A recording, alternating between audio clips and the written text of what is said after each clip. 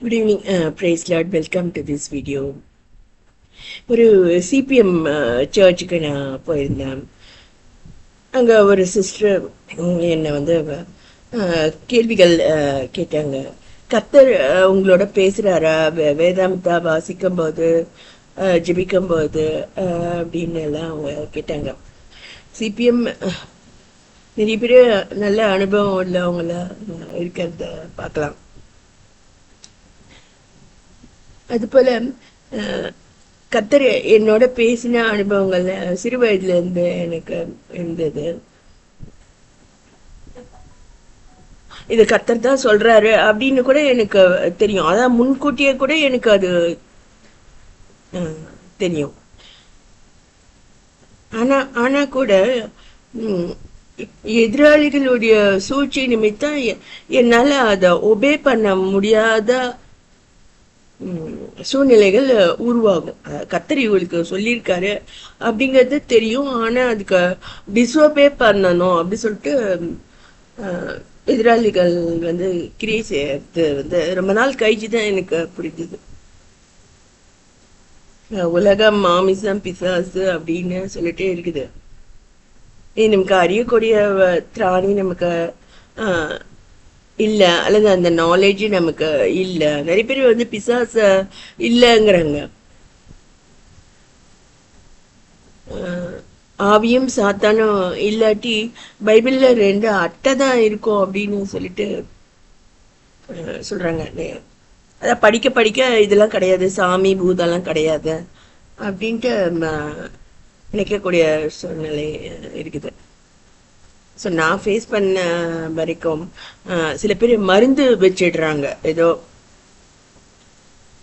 நம்முடைய சிந்தனை குழப்பம் ஏற்படக்கூடிய லேர்னிங் இல்லாத நிலைமையில் காணப்படக்கூடிய மருந்துகள் வைக்கிறாங்க.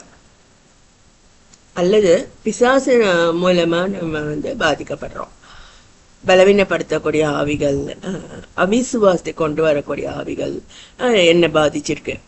பாஸ்டர் வந்து நீங்க வளருவீங்க, ஆவிக்குரிய ஜீவித்துல வளருவீங்க அப்படி சொன்னா கூட நான் அதை விசுவாசிக்க மாட்டேன். எப்படி ஆண்டவர் வளர்ப்பாரு என்னது அப்படின்னு சொல்லிட்டு நான் அதை அவிசுவாசமா யோசிச்ச தருணங்கள் இருந்தது. அவிசுவாசத்தை கொண்டு வரக்கூடிய ஆவிகள் இருக்கு அப்படி சொல்லிட்டு சபையில சொன்னாங்க.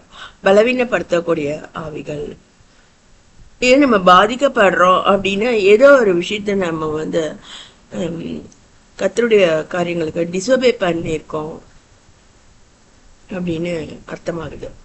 நானே அப்படிதான் அந்த கர்த்தருடைய தெளிவான வார்த்தை ஆடைகளை குறித்து இருக்குது.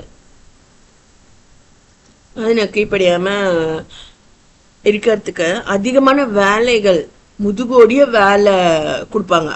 அப்படின்னா நீங்க வந்து உங்களுக்கு வந்து கஷ்டமா இருக்கும். உடுப்புகளை துவைக்கிறது கொள்றது எல்லாம் வந்து டிஃபிகல்ட்டா இருக்கலாம். அதனால ஏதோ நைட்டிய மாட்டிட்டு திரியலாம் அப்படின்னு நம்ம நினைக்கிறோம்.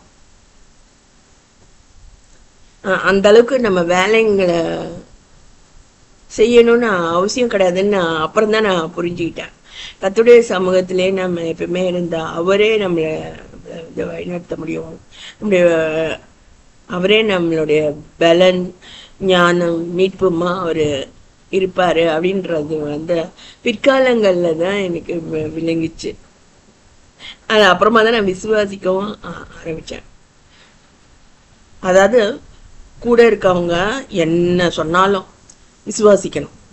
கூட இருக்கவங்க எப்படி நடந்துகிட்டாலும் விசுவாசிக்கணும். என்ன பேசினாலும், உங்களை என்ன தூஷிச்சாலும், என்ன கண்ணில அகப்படுத்த திட்டமிட்டாலும் நீங்க வந்து எச்சரிக்கையா இருந்து விசுவாசிக்கணும். அப்படிப்பட்ட பயிற்சிகளுக்குள்ளதான் நான் வந்தேன்.